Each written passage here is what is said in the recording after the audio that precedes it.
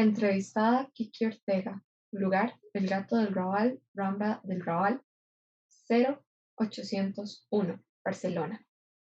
Si me lo preguntaras, la neta, yo diría que todos los occidentales somos parte de la cultura del BDSM. Sí, y con occidente también me refiero a nosotros, los chamacos de la planta baja del continente americano. Aunque nos consideren occidentales, pertenecemos a la misma cultura BDSM. México está en Norteamérica. No, o sea, depende de qué geografía hables. Los mexicanos somos el sur, aunque estemos en el norte. ¿Cachas? Somos como ustedes los ecuatorianos, somos el sótano del continente. Bueno, digamos que nosotros somos las escaleras al sótano y ustedes ya el mismísimo sótano. Sí, es una buena forma de verlo, pero al final hay que preguntarnos qué es lo que nos une a todos. Y lo que nos une, además del idioma, el pasado colonial y todas esas mamadas, es que venimos de una educación cristiana. No importa si creemos o no en Jesús, la paloma, Diosito, que quita el pecado del mundo, María siempre virgen y las demás chingadas. Lo que importa es que todos crecimos viendo las mismas imágenes.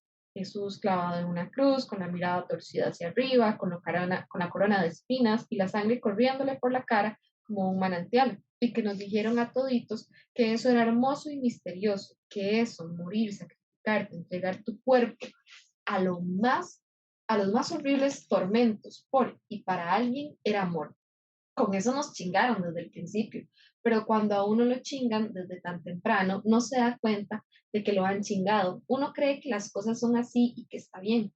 Yo todavía recuerdo cuando mi abuela me llevó por primera vez a la iglesia y tenía una escultura de Jesús en la cruz de lo más gore. Yo era una niña en un lugar donde no se me permitía hablar, rodeada de rostros sufrientes que me daban pánico. No importaba en dónde posara la mirada, en cualquier sitio veía caras con los ojos torcidos, las mismas muecas que nos obligaron a identificar con lo sagrado. Mi abuela me decía que yo tenía que amar a esas muecas porque ellas me amaban a mí. Lo que en realidad me estaba diciendo, sin saberlo, era que yo debía amar el dolor que se representaba en esas imágenes y sentirlo en carne propia para purificarme. Güey, basta con entrar a una iglesia para entender lo que te estoy diciendo. Todas las personas que la visitan van allí a sufrir al menos durante algunos minutos, porque eso les produce un placer espiritual. Son así porque han crecido con el discurso de que para alcanzar el amor hay que purificarse a través del dolor, porque sus ojos identifican la belleza con la sangre y las expresiones de mártires cristianos. El amor y el dolor son para ellos dos conceptos intercambiables. ¿Has ido a Sevilla? No, no he ido, pues deberías hacerlo. Tienen muchas vírgenes. La que más me gusta es Nuestra Señora de la Esperanza Macarena o la Macarena a secas. Vale la pena verle la cara. Tiene lágrimas brillantes cayéndole por las mejillas y sus cejas parecen dos alas a punto de despegar. Nunca hasta el día de hoy he visto una escultura con una expresión tan vívida. Sus ojos bordean la línea que separa la tristeza del espanto. Quizá eso es lo que me gusta. Está bien chida. Esta Semana Santa va rodeada de una congregación imposible de gente sumergida en una catarsis colectiva. Las procesiones están hechas para demostrar el dolor y el sacrificio, que, para los devotos, es lo mismo que la más pura expresión del amor. Los costaleros llevan encima de sus hombros todo el peso de las esculturas que van en el paso y lo hacen voluntariamente, encantadísimos de marchar cargando quién sabe cuántas toneladas. Lo que en otras circunstancias sería una tortura, una clara violación contra los derechos humanos, en Semana Santa se convierte en un ritual de limpieza. Es decir, vivimos en pleno siglo XXI, güey. El paso podría ser colocado en un carro y conducirlo sin problema a cuatro ruedas, pero los costaleros siguen existiendo y siguen ofreciendo sus hombros, arriesgándose a lesiones o incluso a fracturas, y a nadie le parece extraño o masoquista. Cuando lo vi por primera vez en México pensé, no mames, está bien cabrón todo ese asunto. Ya veo. Nuestra Señora de la Encarnación, que representa a la Virgen María en el momento en el que la palabra de Dios se le encarna en el vientre, también es interesante. Es una cuestión muy literaria esto del lenguaje volviéndose carne. En todo caso, a esta Virgen también la llaman la esclava del Señor por la respuesta que María le da al ángel Gabriel. Yo soy la esclava del Señor, cumplas en mí lo que me has dicho. La idea de esclavitud, de sumisión a un amo y Señor todopoderoso. ¿No te parece BDSM? Visto así, a lo que voy es que muchas cuestiones que consideramos perversas se pueden volver sublimes para algunos en el arte de la iconografía cristiana y para otros en obras literarias o plásticas o performáticas. Santas como Margarita, María Alacoque con la excusa de tener éxtasis místicos. Comían vómito y mierda de enfermos, o incluso su propia mierda. María Alacoque sentía que a través de este tipo de actos Dios le hablaba y entraba en ella. Estaba convencida de que por el tormento de la carne accedería a la santidad, a un estado cercano a la divinidad, y esto, no nos confundamos, le producía placer. Y ahora te estarás preguntando, ¿cómo puede un cuerpo torturado sentir placer? Pues la respuesta es simple y compleja a la vez. No es que yo no haya pasado por ese tipo de experiencias luminosas, pero tengo imaginación y he pensado mucho sobre estos asuntos. Además, soy muy empática, incluso con las personas que nada tienen que ver conmigo, pero volvamos al punto en el que estábamos. El placer de un cuerpo lesionado y humillado. No es en realidad el sufrimiento físico lo que hace que estas santas alcancen sus éxtasis. El sufrimiento es solo un medio por el que pueden alcanzarlo. El placer no está en las heridas de la carne, sino en la idea de las heridas de la carne, en su significado. ¿Y cuál es su significado? Te preguntarás. Para las santas que se infligían todo este tipo de castigos físicos, no había nada más excitante que sacrificar su cuerpo por su amor, amo y señor. Sé que ahora solo estoy poniendo ejemplos femeninos, pero lo mismo se podría decir de muchos hombres religiosos que se flagelaban o los filipinos que se crucificaban todos los años en Semana Santa. Liduvina de Schideman pasó prácticamente toda su vida postrada en una cama, autoinfligiéndose heridas tan graves como úlceras, gangrenas, estigmas y deslocación de los miembros, y lo hizo porque a través de la enfermedad, de la mortificación de su propio cuerpo, alcanzaba el éxtasis, que no era otra cosa que un orgasmo producido por el significado del dolor carnal. En la religión cristiana hubo BDSM mucho antes que Sacher Machoff escribiera La Venus de las Pieles, pero todo esto es solo considerado perverso cuando no está vinculado a la religión cristiana. ¿Qué diferencia hay entre una santa mística y una mujer que le pide a su pareja que le eche cera caliente en la espalda y que le meta el puño por el culo? Tal vez la diferencia entre ellas radica en que la santa mística, como los crucificados en Semana Santa, es capaz de autodestruirse para alcanzar su éxtasis, mientras que muchas mujeres y hombres BDSM tan solo juegan a que se entregan. Bueno, Samiosis, la organización lésbica pro BDSM fundada por Pat Khalifa, fue muy criticada por las puritanas del WAVPM, porque según ellas el BDSM promovía la violencia hacia las mujeres, pero en realidad la violencia, el dolor, el placer, el amor, la sumisión, el sacrificio, son nociones con las que nos relacionamos desde chamacos a través de Jesucristo nuestro Señor y Santa María, Madre de Dios. Es mentira eso de que entendemos el amor y el placer de otra manera, así nos educaron. No me digas entonces que por toda esta historia del BDSM y la cultura occidental, a ti te parece normal lo que hicieron los hermanos. No creo que haya nada de malo en crear un juego online, si es a lo que te refieres, pero si no quieres hablar de eso, sino del negocio que tenían, no sé nada del asunto. Ni siquiera conozco el sitio web, neta, pero si quieres saber mi opinión, yo estoy a favor de la piratería. Tú e Iván fueron los primeros en jugar Nefando. The Pirata Bay es una prueba de que las grandes productoras y distribuidoras de cine no podrán jamás contra la piratería como desobediencia civil. Cuando le hicieron la redada policial a The Pirata Bay y arrestaron a sus tres administradores, el movimiento pro piratería creció aún más con fuerza. No podían acusar de piratería a quienes crearon un tracker de BitTorrents que funcionaba por un sistema P2P, porque técnicamente ellos no eran los que estaban reproduciendo materiales con copyright, sino los usuarios del tracker. Los piratas éramos todos, algo así como en Fuentevejuna. En nuestra Latinoamérica el cuento es distinto. Los mexicanos tenemos a Tepito, los peruanos polvos azules, ustedes los ecuatorianos la bahía y así. De alguna manera hay que hacer el cine accesible y a la vez darle trabajo a la gente. ¿Tú crees que los hermanos estaban democratizando la cultura y abriendo el grifo para todos, que eran algo así como tres Robin Hoods, cuando en realidad se estaban llenando los bolsillos? Su idea era ganar dinero, sí. ¿Y qué? No nos pongamos moralistas en una cuestión tan compleja.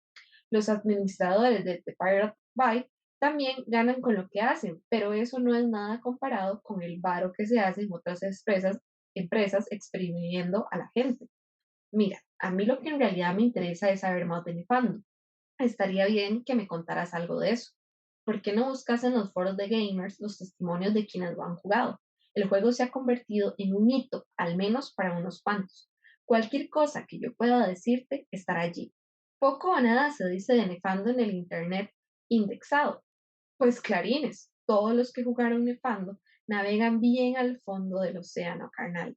Si quieres encontrar a un pez dragón, debes bucear hasta donde no llega la luz. ¿No sería más fácil que me lo contaras tú? No, güey, pero dime, así, la neta, ¿tienes miedo? El Cuco Martínez, 29 años, hacker, designer, diseñador de videojuegos, habitación número 3. La Rambla no era un paseo, sino el mar, y todas las personas eran olas que iban a desembocar al puerto, pero no antes de que él las hubiese elegido como sus presas o dejado libres.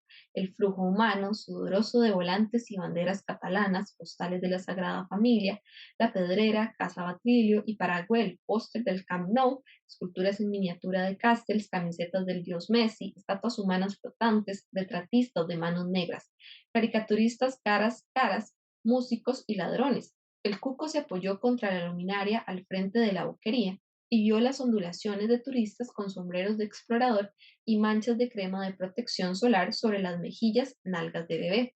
A unos metros cerca de un kiosco estaba la rata.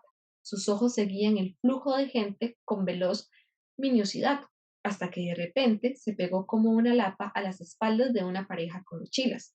Quechua, una vez que la rata consiguiera abrir el cierre y sacar algo de valor, se lo entregaría a Montero, siempre en diagonal a las presas, y Montero le pasaría la posta a él.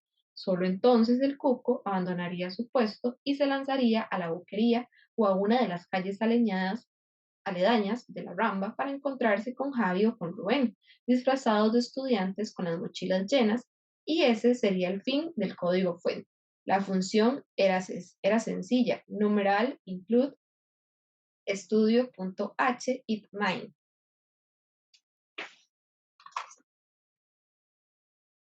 Dos barras inclinadas, camuflate camaleón, int la rata Montero, el cuco, Javi o Rubén, unión xenófoba, antituristas, mochilas quechua, resultado, la rata igual 1, Montero igual 2, el cuco igual 3, Javi o Rubén igual 4, mochilas quechua igual 10, dos barras inclinadas, sumo de esfuerzos camaleón, unión xenofóbica antituristas igual, la rata más Montero más el cuco más Javi o Rubén, resultado igual, mochilas quechua menos unión xenófoba antituristas.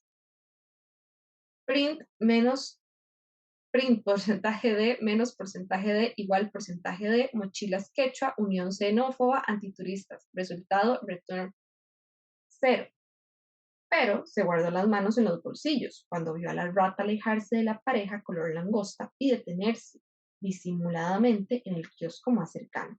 Dos policías pasaron a pocos metros riéndose, caminando en sentido contrario a la multitud, con los hombros hacia adelante, la espalda como una cuchara, un velo de sudor iridiscente sobre el rostro de trapo y el pulgar en cinto. Ni siquiera miraron a la rata. Ser español resultaba útil a la hora de espantar a quienes creían que para robar había que ser extranjero. El factor sorpresa, piel de conejo, estatura promedio europea, ojos laguna, jugaba a favor del grupo, el sol, el cansancio de la gente y la presencia de árabes por el perímetro también. La vida, para que fuera armoniosa, se dijo a sí mismo, arrugando la frente, debía ser una sucesión ordenada de algoritmos. El cuco creía en el lenguaje de las instrucciones, en su sintaxis imperativa, en la lógica de las proposiciones y en su poder para ejecutar deseos. Su lema personal, encontrado en un intro de 4KB, era que las variables nunca representaban un desafío real si se tenía el completo dominio de las constantes. Programar, ser un escener, le había enseñado a manipular las constantes a su antojo y a aplicar la creatividad sobre instrumentos precarios. Por eso podía hacer, sin mayores dilaciones, 500 euros en un día y una intro de primera en el reducido espacio de 64 KB. El mundo de la Maison había nacido en manos de ladrones como él, gente clasificada bajo la etiqueta de piratas cibernéticos, pero que estaban muy lejos de ser criminales y en cambio muy cerca de ser revolucionarios. La ética del hacker respondía a un par de valores básicos, la creatividad y la libertad. Eso lo hacía sentirse coherente consigo mismo cuando se reunía con la Unión Xenófoba Antituristas en la Rambla o en la playa de Barcelona. de Barceloneta, porque podía decir con orgullo que su tiempo al aire libre o frente a un ordenador seguía un mismo lineamiento moral y que su vida carecía de contradicciones fundamentales. No había nada que cuidara con mayor esmero que la lógica formal de las funciones. Los primeros crackers de los años 80, los padres de la Desmond, se hicieron conocer a partir de pequeñas intros que consistían en uno que otro dibujo en movimiento alrededor de un seudónimo colocado al inicio de videojuegos craqueados. Poco a poco, esas intros se volvieron más elaboradas y de una calidad superior a la de los mismos juegos que se encargaban de presentar. Fue entonces cuando surgieron los Sceners, un reducido grupo que decidió crear verdaderas piezas de arte a partir de algoritmos. Cuando el Cuco descubrió el mundo de la Demesón tenía tan solo 12 años.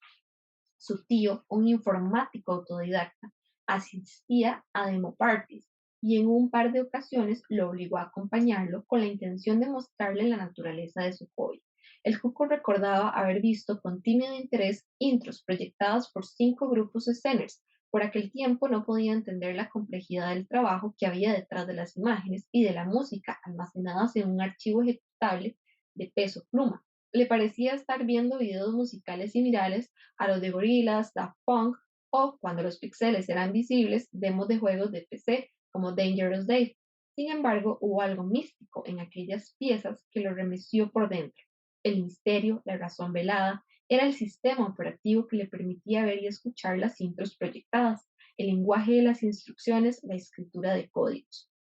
Su tío lo introdujo al mundo de la programación y poco después pudo hacer su primer cubo giratorio con texturas de colores a lo Dangerous Dave. Antes de que el cuco acabara su intro de 64 KB con 2 hipercubos, una hiperesfera, 3 polotipos, un hexaquizotaedro y un trapezoedro octagonal, su tío murió de un paro cardíaco. Lo encontraron sobre el teclado de su Commodore Amiga mientras componía con ayuda de un tracker la música de acompañamiento para la ópera prima de su sobrino. Desde entonces, y con la intención de no perder la independencia creativa, el Cuco se mantuvo firme en su decisión de nunca unirse a un grupo escena. Con fervorosa obstinación, se puso a ser coder, músico, grafista, modelador y diseñador. Serlo todo era Dios. La de Mesón solía decirle a la Unión Xenófoba Antituristas como subcultura, que surgió de la mano de los primeros crackers y continuó en las que creyeron en las posibilidades creativas de un ordenador de 8 o 16 bits. Desde siempre los crackers y los sceners sintieron la necesidad de desafiar los límites experimentando con la poética del lenguaje. C. La artesanía virtual, el estilo de escritura de códigos, todo con la finalidad de compartir los resultados con la mayor cantidad de gente posible y crear las condiciones ideales para una democracia participativa, de hecho, y no solo de palabra, una en la que el conocimiento no se restringiera a un grupo y en el que otros pudieran tomar la iniciativa. Para el cuco, la programación era el arma por antonomasia de la desobediencia civil. Gracias a ella se podían hacer cosas importantes desde una silla, cosas reales, no como en la literatura, decían los hermanos Terán. La poesía puede plantearse problemas, pero no soluciones, le aseguró Irene, acostada sobre la cama de su habitación. La escritura en lenguaje C, en cambio, exigía resultados. Pensó era el lenguaje de la acción. Montero se puso los audífonos y fingió escuchar música, quizás heavy metal, por la forma en la que agitó la cabeza, mientras se ubicaba junto a una pareja rolliza de nucas abultadas, espaldas de colchón, brazos como piernas de jamón. Joselito Gran Reserva, que llevaba 2 cámaras Canon EOS 5D Mark III colgándoles sobre el pecho y limpísimos zapatillas ortopédicas. Robarle a los franceses y a los alemanes el dinero, con el dinero suficiente como para pagarse unas buenas vacaciones en Barcelona, no era otra cosa que invertir en la justa redistribución de la riqueza, solía decirse el Cuco, para dotar a su discurso de cierta responsabilidad social. La Unión Xenófoba Antituristas no tenía en realidad nada en contra de los extranjeros y nada en contra del turismo, salvo por la Rata y Rubén, que provenían de un catalanismo acérrimo, que pertenecían a una secta ultra que organizaba sesiones de oratoria en un gimnasio, que habían participado en algunos boicots contra negocios de inmigrantes. Salvo ellos, ninguno de sus miembros ostentaba sus raíces, que sobre todo en el caso del Cuco estaban muy dispersas. Su padre era vasco, su madre gallega, y él, aunque nacido en Sevilla, había vivido en Madrid hasta los 18 años para luego mudarse a Barcelona. El nombre del grupo se le había ocurrido a Montero después de que juntos tomaran la decisión de robar a los turistas distraídos que paseaban por la Rambla y que con ingenuidad y el descuido de los que no se han enterado de nada, se echaban al sol como morsas pálidas en la playa de Barceloneta. A veces el cuco sentía hincones de remordimiento cuando abría el cierre de una mochila quechua, sobre todo cuando era la de un turista mayor de 50 años con las arrugas marcadas como cicatrices, la panza cubriéndole la visión de los pies y los dientes igual que trozos de cera amarilla, o la de alguien que viajaba solo con un mapa en la mano derecha, un pañuelo en la izquierda y goterones cascándole la frente. Pero de alguna forma había que vivir y el dinero no caía de los árboles, sino de las mochilas quechua o de un bolsillo inflamado en pantalones coronel tapioca. Muy cerca de él había una pareja de lesbianas que discutían catalán sobre porno terrorismo y la absurda negación de acceso a páginas web como Girls Who Like Porno en las bibliotecas públicas.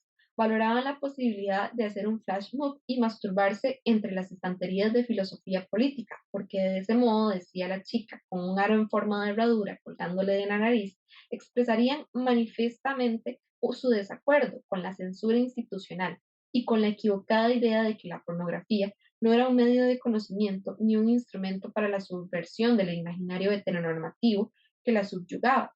La otra chica, una rastafari que llevaba puesta una camisa de Sex Pistols, dijo que masturbarse en la biblioteca, además, podría abrirles los ojos a todos para los que estudiar acudían a una instancia en donde el silencio no podría generar otra cosa que un pensamiento alejado de la realidad del ruido y sobre todo sordo a los gritos de las voces marginales no indexadas.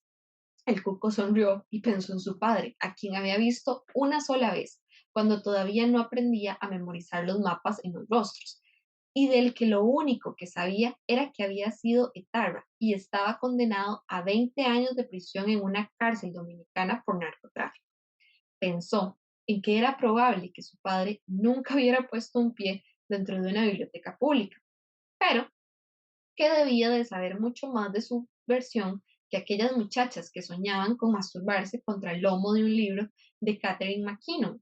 Algún tiempo atrás, el cuco había leído en una revista feminista online el nombre de leche de virgen trimegisto bajo el subtítulo de Abre tu culo y se abrirá tu mente. Se describía con abrumadora soltura estilística su arte, como uno que giraba en torno al objeto, lo escatológico, la filosofía del horror, el performance, el cuerpo como terreno plástico, la teoría queer, el contrasexualismo, la pornografía, la patafísica, el esperpento, la ultraviolencia, el teatro de la crueldad, el pánico efímero, la transgresión, lo enírico, la contracultura, el espacio simbólico, la distopía, los nuevos lenguajes estéticos, para finalizar con el sintagma enigma, entre otros, que solo podía implicar la ausencia de un verdadero final a lo magno, descripción de un arte deifeico. Yo solo sé que es un güey que mea y caga y que se mete cosas por el culo igual que todo el mundo, pero como lo hace en un escenario, se supone que nos incita a pensar en nuestro cuerpo como un modelo para armar un sistema político-cultural que nos mamonea, le dijo Kiki cuando le preguntó por leche de virgen trimigesto. ¿Cuál era el cuerpo de su yo sumergido en el interior del sistema de un ordenador? Se preguntó.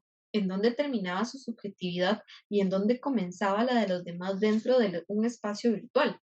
Para el cuco, todos hacían performers cuando navegaban por la red y durante un breve periodo eran solo mente y representación, política pura. La representación llevada a la pantalla era la prueba más efectiva de que el cuerpo podía convertirse en una superficie plana para proyectar imaginarios mentales y que solo se creía naturaleza, inmanencia, en realidad solo era una construcción de algorítmica prestar a ser innovada. No había nada que funcionara mejor para despolitizar el cuerpo que ser fuera de él, existir fuera de su estructura, pensó el cuco. Subvertir el orden por medio de la masturbación en lugares públicos, meterse cosas por el ano frente a una docena de personas. Le parecía más un acto exhibicionista que uno que buscara resultados reales, pero dudaba que aquellas chicas devotas de Annie Sprinkle creyeran lo mismo.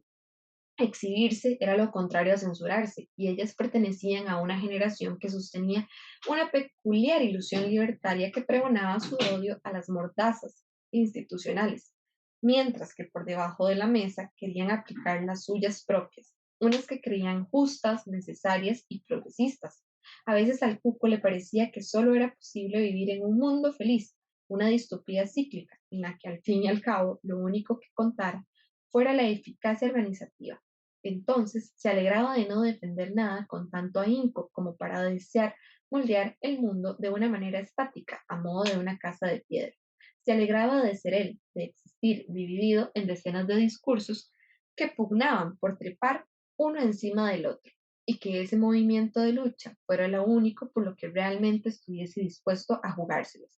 Mientras la pareja rolliza se reía y hacía una foto, una caricatura de Angela Merkel vestida de una dominatrix, Montero caminó hacia el cuco, saltándose a la rata, creando su propio estilo de código, y le entregó una cartera, o como la llamaban los Terán, una billetera. Renombrar es crear, decía aquí, que él guardó en su bolsillo, mientras cruzaba la calle para entrar en la boquería.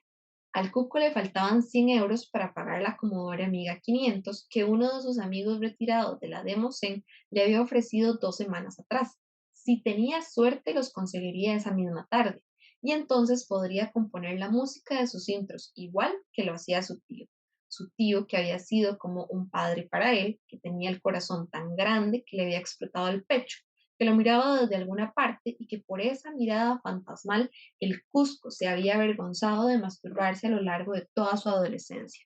Durante años, los ojos ligeramente estrábicos de su tío lo habían hecho sentirse observado desde todos los ángulos a cada segundo del día y de la noche, aunque estuviera encerrado en el baño o escondido debajo de las sábanas, aunque supiera que era imposible porque un muerto era un muerto, aunque no pudiera contárselo a nadie, aunque la sensación que experimentaba fuera muy parecida al miedo que la gente sentía en la penumbra, un temor que no procedía de nada exterior al miedo mismo, ilógico, irracional, pero de algún modo tangible.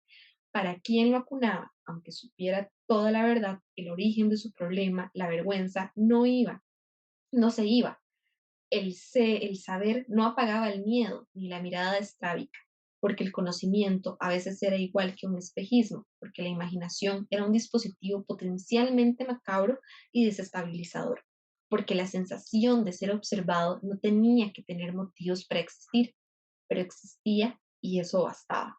El cuco se abrió paso entre la gente del mercado con la mirada aquiesciente de su tío encima de los hombros y buscó a Javi en el lugar de siempre, junto al linguado y los bogavantes azules. Lo encontró charlando con el pescadero y sosteniendo una novelita de Curtis Garland entre las manos. Mientras caminaba, lo rebasó un tipo alto, quizás árabe, quizás latinoamericano, quizás canario, que se volteó para mirarlo, no por curiosidad, sino para hacerle saber que estaba siendo observado por otros ojos, aparte de los de su tío. Y cuando por fin el cuco le dio la mano a Javi y se despidieron del pescadero y salieron de la boquería hacia la placa San Agustín, Javi le dijo que él, quizás árabe, quizás latinoamericano, quizás canario, era en realidad un moro de los que laboraban en la misma zona que ellos y que no le gustaba nada compartir el espacio ni los turistas. El cuco no dijo nada, abrió la mochila de Javi, metió el dinero en un bolsillo interior y tiró en una papelera la cartera de la pareja que se protegía del sol con gorras del Barça. Luego caminó de vuelta hacia la ramba y se hundió en el caos y los malos olores. A veces creía que su destino era ser Henry Dorset Case, un personaje quebrado que solo encontraba sentido a su vida dentro de su papel de hacker ciberespacial, o John Default, un mediocre, más dentro de una sociedad enajenada y dirigida por los técnicos tecnos. Cuando su tío murió, el cuco heredó una biblioteca de novelas de ciencia ficción y una caja llena de cómics de Moebius y de Alan Moore. Para programar era necesario un mundo fuera de la programación. Anotó en un texto que leyó en una reunión de Ceners, un universo alterno al que asistirse con los dientes de la mente, una imagen proyectada en el futuro que permitía pensar en la obsolencia de ciertos pilares que no nos sostienen. En varias ocasiones, sobre todo cuando su madre desarrolló un trastorno obsesivo compulsivo que la obligó a agrupar las cosas de tres en tres, deseó que la caja de empatía descrita por Philip K. Dick en ¿Sueñan los androides con ovejas eléctricas? Fuera real, que existiera una forma de conectarse con el dolor y con la alegría de los otros para de repente ser los otros, encarnarlos, amarlos de verdad, y luego entendió que la empatía tiene límites mentales y tecnológicos, que la gente no estaba hecha para llorar y sonreír por cada persona sobre la Tierra, sino por unas cuantas, que lo más cercano a la caja de empatía que tendría nunca sería su ordenador con acceso a Internet, su ordenador que le permitía extender su empatía un poco más allá del límite impuesto por su corporalidad y su territorialidad.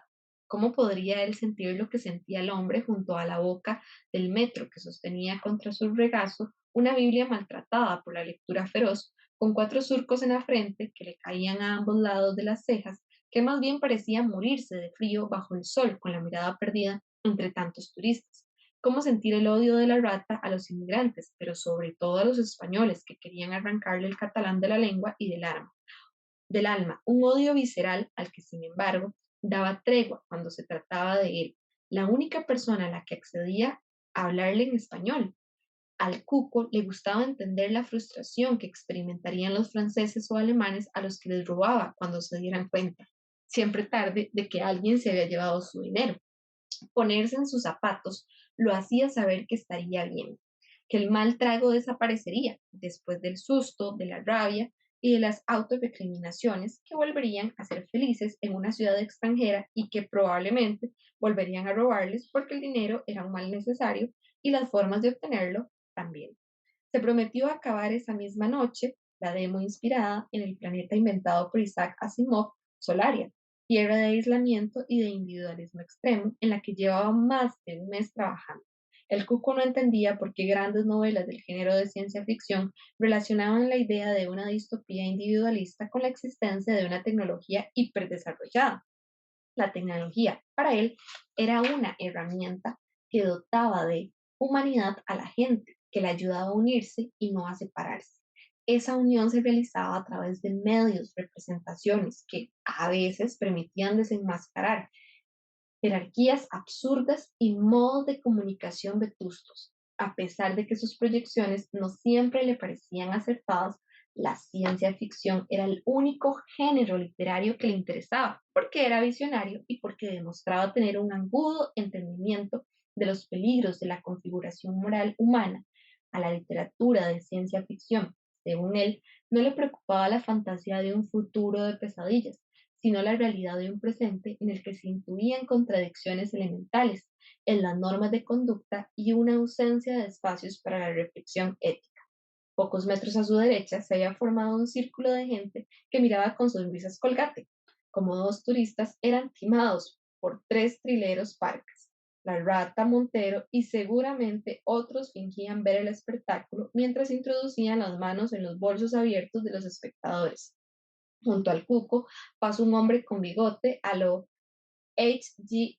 Wells y la apariencia de un skinhead. Olía a ron y a humedad, pero iba acompañado de una chica con un vestido que apenas le cubría las nalgas. El cuco no pudo evitar mirar los bultos redondeados que se asomaban por la tela rosa y pensar en el hermafroditismo de los habitantes de Solaria y en cómo una de las pesadillas de la literatura de ciencia ficción era la del estricto control de los impulsos sexuales, los indrumes, la instrumentalización de la sexualidad o la eliminación de cualquier contacto físico con otros, la erradicación final de la animalidad, esa que obliga a los hombres y a mujeres a afrontar el lado salvaje y violento de sus deseos. Era simultáneamente utopía y distopía.